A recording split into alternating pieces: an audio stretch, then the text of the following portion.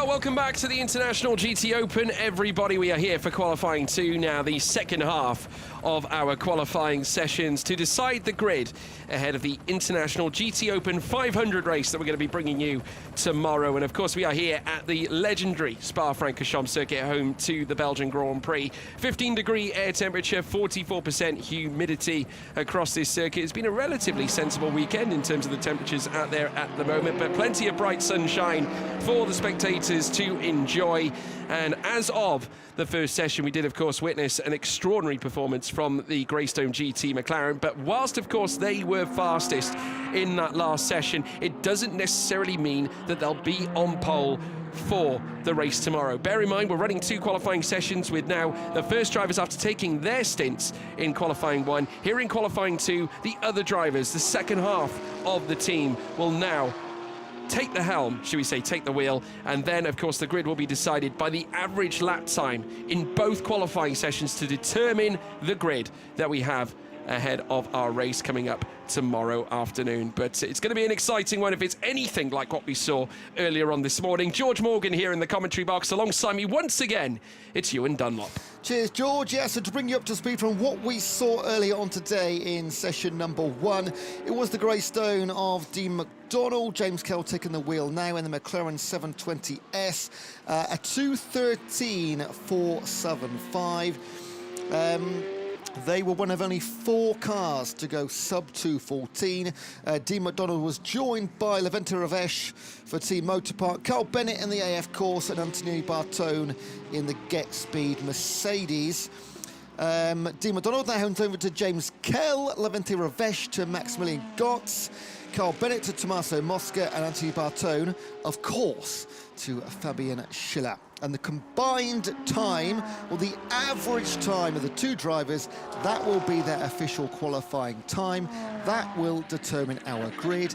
And now the sun is shining so brightly, it's difficult to see our timing screens in here, George. It is, it's very bright, and the sun has moved positions a little bit and is now starting to shine inside the commentary box. So do bear with us, folks, if we can barely see where the times are going to be. But in the initial, nothing too exciting just yet. Obviously, the driver's getting accustomed to the circuit. Here is, of course, the car belonging to Levente Ravesh and Max Gertz. So they've had a little bit of drama this morning, haven't they? Because Gertz got a little bit tied up through the bus stop chicane, and they actually came into contest and in contact with the Rinaldi racing car that was looking to get past on its fast run. That they, of course, have made changes as well, handing the cars over and apart. Obviously, remember, like I said to you earlier on at the very top of the show, both drivers have to run a qualifying session to determine the average lap time. Of course, we had Felipe Fernandez Laser inside the Rinaldi racing car earlier on. Now it falls to Christian Hook, also German, taking part in the GT Winter Series in 2024 with 4 podiums, also taking part in ALMS, finishing first in that with 3 wins and 3 podiums. Expect him to be quick, but he got tied up with Max Gertz in our earlier session. So now it's Levente Ravesh and Christian Hook who are going to be taking the helm in both of those cars.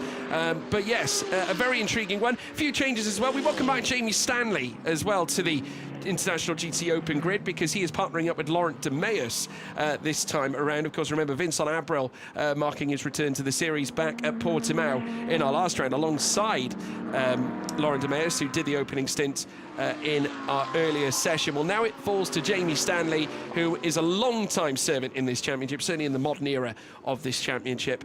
And I've certainly known him and Laurent de Meus to be partners ever since 2022. The Greystone making its way round with James Kell at the wheel.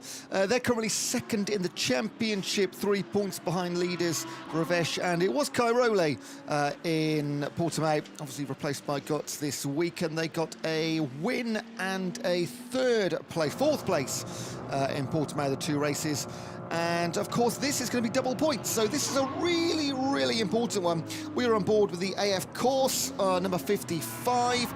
Who's in that one? It is James Stanley, currently in 3rd place. No racing laps yet set, though, making their way round now. So these should be, coming over the next couple of minutes, our opening Avogo laps. but we found in session number 1, we didn't really start getting the fastest times until the last 5 minutes or so, and then it all went a little bit wild with Greystone coming out on top. Yep. Obviously, if you want a benchmark for the times we could expect, I mean, we did kind of dominate the free practice times a little bit right at the top of the shop, but the free practice times are operating around the 2:15 mark, 2:15.3 for Levente Revesh, and Max Goetze was the fastest we saw all weekend.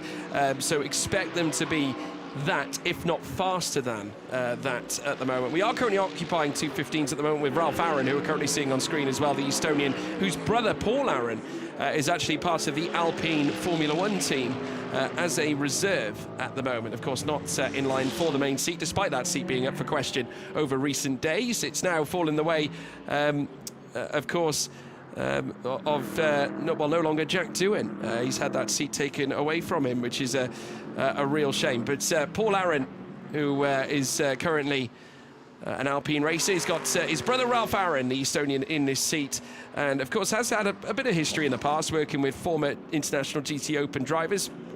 I was going to discuss Rima Jafali, of course, who took part in the series back in 2022 with Theba Motorsport. Well, Ralph Aaron supported that team lineup in the GT World Challenge season of 2023. So quite an interesting link up there. But Ralph Aaron coming in to this championship. It's just gone purple now in that first sector again. So looking for yet more time. His last lap was a 1:15.630. So Ralph Aaron, welcome to the GT Open again, obviously making his first appearance back at Portimao last time out as he comes through the La Fagnes chicane. Now he has had that purple first sector time taken away, and there's a bit of gravel that's been kicked up there as well.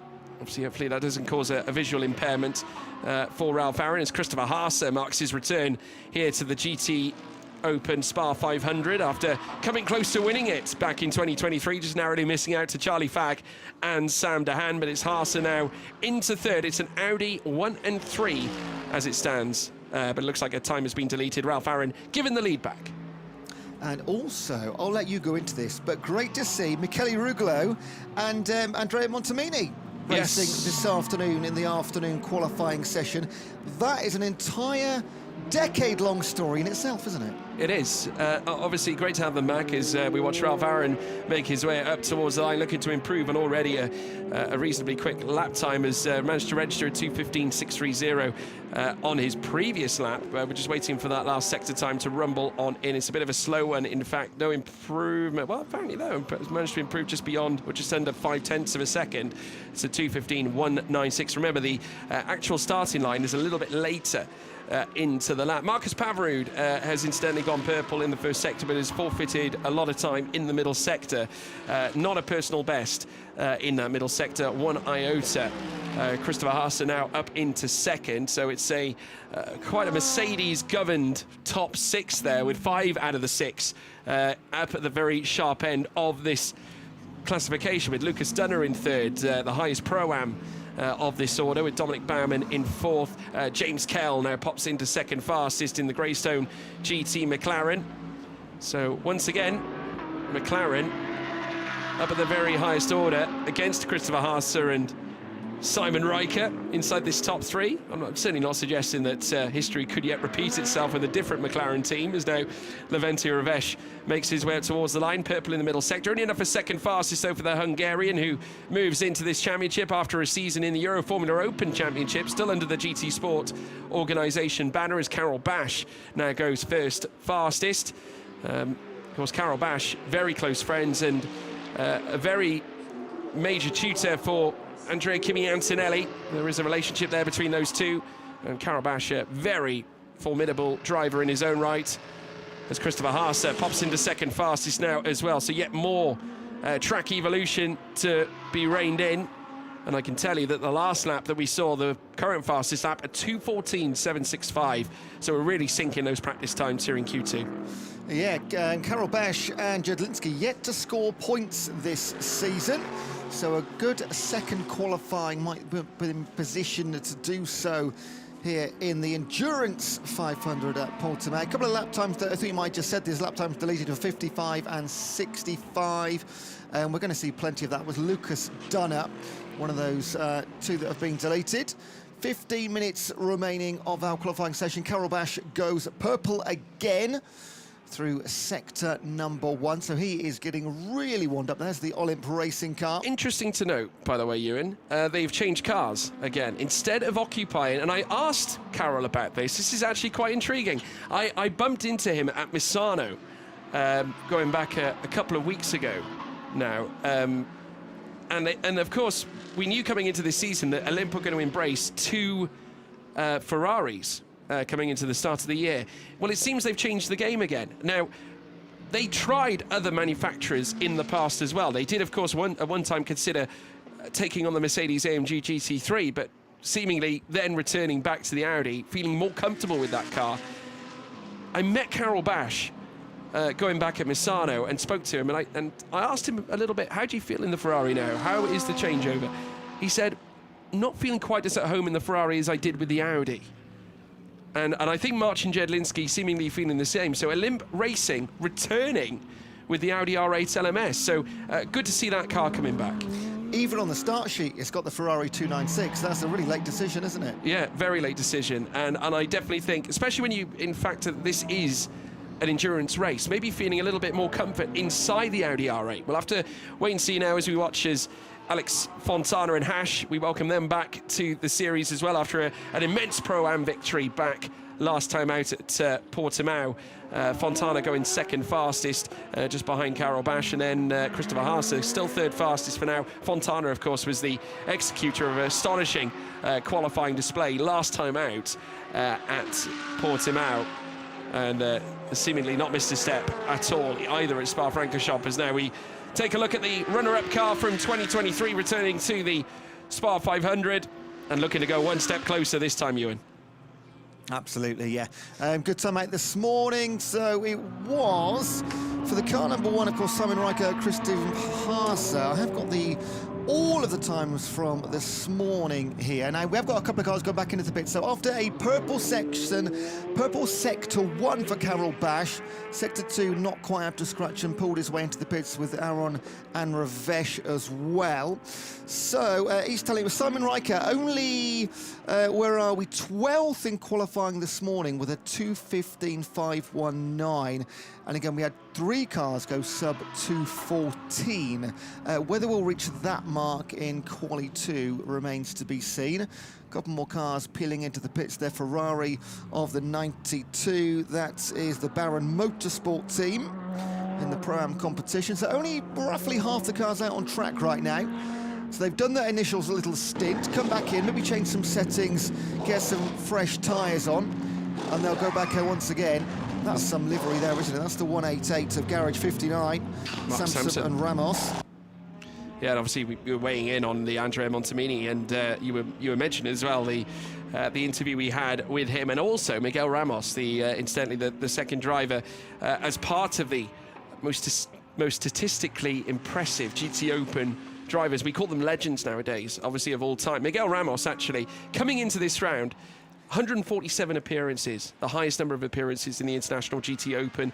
Guess who has the second highest? It's Andrea Montemini. This is his 135th appearance in the International GT Open in a race, or it will be tomorrow in terms of race starts. Miguel Ramos marking his 148th tomorrow. Which is unbelievable. Comes here with 147 after Portimao, and also Andrea Montemini coming away with 134 from his last visit. So both of them sharing 20 wins apiece, the highest overall per driver in this championship, and also holding 2 championships apiece. Now, 150-ish appearances, 20 seasons, 8 races. They've not missed many, have they? No. Missed about a dozen. Yeah, only it really is. It's quite striking and astonishing. But it just goes to show, and we were speaking to Andrea Montemini, obviously a former Formula 1 driver as well back in the early 90s. He's had many a grand story to tell. But I asked him, what was your favourite moment here in the International GT Open? Can you tell us? And he did. He told us all about the 2008 International GT Open campaign season, where he went on to win his first title, did Andrea Montemini, in this series, and just said it was immensely special, and since then he's gone on to do it yet again. Obviously came back, did it in 2013.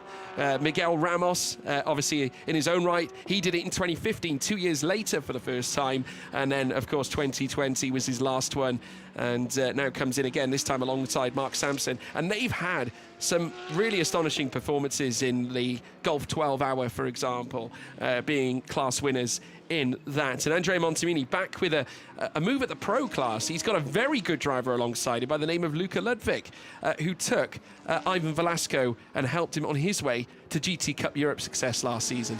Now, if you're sat at home thinking, how do we separate these two with 20 wins apiece and 2 championships, if you can go and find out... Well, we separated them in terms of classes. Exactly. Who's got the most fastest laps or who's got the most laps in the lead, you can let us know. We've got to split them somehow. Yeah. But yeah, the word legend is sort of thrown about a little bit easily nowadays in sport, but it is absolutely right that we call those two legends. In this championship, absolutely, definitely. Yes. Definitely for sure in this championship, they are legends. Now, Karel Bash in the pits, 9 minutes still to go. No change in terms of the top time, still Karel Bash holding onto it at the moment. There is the number 21 Ferrari making its way out of La Source. That is the AM 21 indeed. Now looking to fly uphill, Michele Rugolo, also one of the more successful drivers, and we want to talk about stats. This will be his 126th start in this championship, and also a former champion in his own right is Michele Rugolo. Now we talk legendary status, whilst Montemini and Miguel Ramos are up there, Michele Rugolo isn't too far away. Also helms some impressive race results. In his history, 5 wins to his allocation. Not quite 20, but still, 5 is impressive. 5 more than most people. 5 more than me and you. Absolutely right, Ewan. Absolutely right. Now, with the combination, we will do our best to try and tie these two numbers together and split them down the middle. Because at the moment, Karel Bash leading by 0.15 of a second. However, teammate down in 12th earlier on. Whereas this morning, Dean McDonald got the win by around, it was 0.14 of a second. And his teammate, James Kell, going very nicely in 6th. So 6th here could be good enough to be top of the podium, top of the rankings after the two are combined. It's difficult to do the maths live. Well, I'm pleased to say that on our timing tower, as you can see, we have got at least some way of identifying some of it here. Levente Ravesh, currently 5th fastest at the moment. Obviously, the last time of a 2:14.419 coming into, well, I should say that is almost the average time. Of course, Ravesh's time 2:15.216.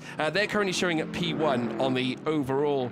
We do still have, of course, others as well. Christopher Haase, 3rd, if you factor in as now. Ralph Aaron pops into 1st fastest now with a 2:14.693 off the back of that last lap in a purple middle sector. So great lap there from Ralph Aaron, the Estonian, 72 thousandths up the road, but 10th fastest overall as it stands. And it's Alex Fontana doing a great job in 3rd place right now in this session, dragging his team up to 19th overall would be their start currently. Christopher Haase 3rd, Levente Ravesh 1st, and James Kell in 2nd. Yes, that's a new column I hadn't seen. That's fantastic. We can now bring you, as we go through the last 6.5 minutes, where people are going to be sitting. Anthony Bartone also with a green and a personal best 1st sector. Currently 23rd in our current classification. See, that will, of course, change later on. Ralph Aaron finding purple again in the 1st sector, actually improving by over 0.2 of a second at the very top of the shop. So really, really good 1st sector for Ralph Aaron. And personal best with a 38.238, and looking to improve on already a good lap time of a 2:14.693. Looking to hustle his way higher up this qualifying order. Obviously, bear in mind we're factoring in average times for this GT Open 500 from the 2 sessions we have here. Obviously, both sets of drivers marking times out on the board as now we watch as Anthony Bartone comes across the line to go 11th fastest. And so we ride on board now with the Greystone GT belonging to James Kell. Dean McDonald obviously utilising this car earlier on to go fastest of anybody in that 1st session. Well, now as we watch James Kell make his way up towards the line, looking to add yet more delta to their time, going third fastest this time around. So a very good leap from James Kell in the McLaren 720S GT3. It is still 72 thousandths now as Dominic Baumann with a 2:14.549 pops into first fastest. That's an astonishing lap, a great lap as well. James Kell now evicted briefly higher up the order, but now down into fourth, as now Ralph Aaron immediately springs back to the top after a stunning final sector, after going and setting a personal best in sectors 1 and 2. The third sector a little bit quicker, by just over a tenth faster than Dominic Baumann. But what this does mean is that James Kell has managed to once again boost the Greystone GT McLaren back to first fastest overall when we factor average lap times.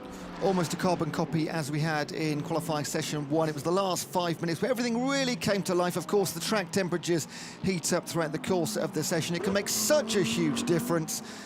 Karel Bash going for a personal best, no purple sectors, but it could be 3 green here. We're currently in third position, and he will jump to, hang on a second, first place. Wow, here we go again. So Karel Bash, Ralph Aaron and Dominic Baumann, the top 3 in this session. That would put the 777 up to 7th place overall. James Kell and the Greystone holding on to the top spot right now. Yeah, and with that average lap pushing them 7th in terms of the starting position as well. So that is very good news for the Pro-Am contingent. And in terms of Pro-Am, at the moment, it puts them higher than Ralph Aaron. Actually, no, Ralph Aaron's in the Pro class, I do apologise. Alex Fontana, 17th. If you want to talk Dominic Baumann, they start 10th fastest, should they remain like this. But obviously we still have 3 minutes and 30 to decide where they're all going to end up. We've got personal best as well for Philip Salakada for ISR Audi. He's actually put together again a personal best in the middle sector as well. So more to come from yet another Audi out on track. They certainly seem to be well and truly at home here at Spa. Zach Meakin in 19th place, also with a 38.272 is a personal best in that first sector. He's currently 2.3 off the top time as it stands, so more to come from the Optimum Motorsport machine as we now watch as yet more cars come across the line. Anthony Bartone currently 16th fastest. Here comes Ralph Aaron, yet another 2 personal best. Salakada pops into 11th quickest, as well as we now see Fontana occupying second. He could yet be trumped here by Ralph Aaron, who now makes his way across the line with 3 green sectors, not enough to jump Fontana into that second place, but based on that appearance, 73 thousandths is all that separates he and Fontana at the moment as Lucas Dunner pops into 6th. This is fantastic. 2.5 minutes to go to make any changes whatsoever. Of course, when you're splitting the two, you almost have to do double better to jump up those rankings. Still James Kell and the Greystone in the number 1 spot. He is 7th in this qualifying session right now, 3rd in Pro. 4 Pro-Ams above them, including the top 2, Bash and Fontana. Green section for Fontana, as we mentioned, in the 31. And always pulled out of his lap, 13 seconds over. So maybe that is the 31 done and dusted for the time being. Purple third as well for Karel Bash, just coming in on that last lap. 2:13.951 was his last lap, still around about half a second slower, or should I say half a tenth slower than where he was over the course of the last lap. So Karel Bash still really lapping very strongly. That may not have been his fastest lap, but he was only half a tenth off the pace. So very, very impressive indeed from him.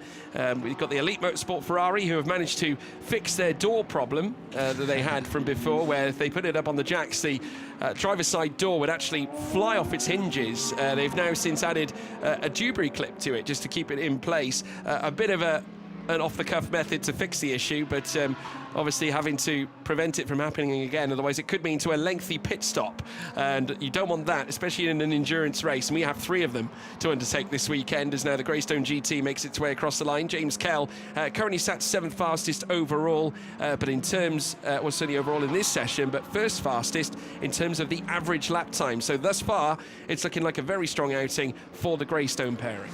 We were discussing the door with the guys, weren't we, yesterday? Effectively, the door just sits in a pin. The car isn't naturally designed to go up on hydraulics and jack up, so when the jacks go up, flies it into the air, sending it out of the pin. Sounds like they fixed that issue. Last 30 seconds and a few more cars will get one more flying lap, and otherwise this will be done and dusted. This is 33, this is the Greystone, winner in Portimao, and currently looking for a top spot, pole position in the endurance race here at Spa. Can James Kell pull any more hundreds out of it? Their danger, their competition right now is the 11 Revente Revesh. That's the Team Motorpark with Gotts, who went this morning in the Mercedes AMG. They're green in the first sector as well. Our Dominic, well, I should say Levente Revesh, Dominic Baumann, also green checkered flag now has come out. So and Christopher Haas has also found time as well in this first sector, so this could be a very striking final run here now with the flag being waved. At the end of the session, time had ticked to 0. It's crunch time. James Kell not gaining any time in that first sector. Marcus Pavarud pops into 13th fastest, so good lap from him. And that they're, of course, representing in Pro-Am class. Quite a bit further down from the likes of Carol Bash and Alex Fontana, but it all changes when we get into the race itself. Baumann, like I said, green in that first sector, so is Levente Revesh. As we now watch as James Kell backing off from this particular lap. Haas losing time in the middle. It's not able to gain at all. But we're awaiting Baumann and Revesh to see what they can dig up. Revesh second in terms of the average lap times after Maximilian Gertz did the opening session, but he's just lost time again in the middle as Levente Revesh will not be improving from that 6th place. So at the moment, James Kell and Dean McDonald, their position in terms of average pole is in good hands at this moment in time, as we now wait for yet more cars to cross the start-finish line to bring an end to the session. As now Christopher Haas remains 4th fastest, he will not improve to the top just yet. There's the JMR Chevrolet Corvette just parked in front of the Greystone McLaren. We welcome Chevrolet Corvette back to the championship for the first time since 2018, which is unbelievable. We're bringing the Z06 to the series. Revesh coming across the line, a personal best in the final sector, but the middle sector was poor. Remains 6th fastest in this session, but 2nd fastest overall. So as it stands, they'll be starting on the front row alongside James Kell and Dean McDonald. So that's our 2 race winners from Portimao on the front row together ahead of the 500 tomorrow. Like it was written in the stars, wasn't it? Now that Corvette, there's only ever been 12 Corvettes in the GT Open, and there's never been a win yet for one of them. And if they're to do so, well, they have an absolutely almighty task, because that car right there, the Greystone winner from race 1 in Portimao, will sit on the front row in P1 of the grid tomorrow. Yep. Well, there we have it. Silence falls upon Spa-Francorchamps. Let's take you through the results from our second qualifying session. Carol Bash, fastest in this session for Olymp Racing Audi R8 LMS with a 2:13.903. Alex Fontana in 2nd place for Car Collection Porsche. Ralph Aaron 3rd. Christopher Haas 4th. Dominic Baumann 5th. Levente Revesh in 6th. James Kell in 7th with Aaron Walker in 8th. Robert Visoyu in 9th. Christian Korzanowski, highest AM once again after going fastest in FP3 earlier on today. Lucas Dunner in 11th, Philip Salakada in 12th, Zach Meekin 13th, Marcus Pavarud 14th, Anton Dokan in 15th with Robin Rogalski in 16th, Tom Emson for Elite in 17th, Anthony Bartone 18th, Fabio Babini in 19th place. Then comes Michele Rugolo for the back in 20th, Carl Bennett 21st, Tom Jackson 22nd, Andrea Montemini in 23rd, Jamie Stanley 24th, Lewis Michael Dorbecker in 25th, Christian Hook in 26th, Mark Sampson 27th, Prince Jeffrey Ibrahim in 28th, Alfredo Hernandez 29th, Masoud Jabarian in 30th place. We then move down through the order. Well, we've completed the order now. We move through to Parc Fermé, where we see, of course, the combination of James Kell, Dean McDonald starting on average pole position ahead of the race tomorrow. And there's a very happy Dean McDonald with a vast smile on his face. Greystone will enjoy that.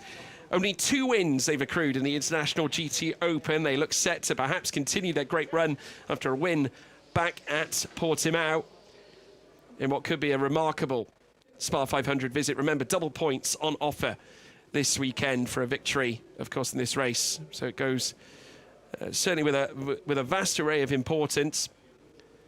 So hold on to your hats, folks. We could be in for a real treat come the weekend. But the McLaren 720S getting wheeled back into the Greystone garage. The 720S has been a grand servant to the brilliant Optimum Motorsport team that went on to become champions in their own right a couple of seasons ago. after fighting tooth and nail with East Talent Audi. Well, the Audi pairing will not be far away, will they? Heading through to later on. But as we now take a look at this stunning picturesque view of Spa-Francorchamps in the opening sector, coming through out of turn 1. Just imagine 30 cars stamping their hooves on the way down through towards the start-finish line. And as the lights go out, the Spa 500, the first 500 event of the year, will be absolutely roaring. We're going to be heading across to the interview. We have the pole position in this very special race. So 2 polemen, James and Dean. How you feel it? Yeah, happy to just get the job done today. So the most important thing's tomorrow, but yeah, we can't be happy with today. Good position for tomorrow, good position in the championship. It's going to be a nice fight. Yeah, looking forward to it. As I say, tomorrow's where it counts. So, yeah, we've done the job today, but tomorrow's the most important thing. And Spa, is it a special place? Yeah, I think it's always cool to drive here, isn't it? So the race will be special, a little bit longer as well, which is nice. So yeah, we'll see how we go, but yeah, feeling confident. Feeling good. Yeah, definitely. Well done for now. Cheers. Well, folks, we'll see if they are indeed feeling good. What a way to close out a wonderful qualifying session. Join us for the Spa 500 tomorrow on Sunday, of course.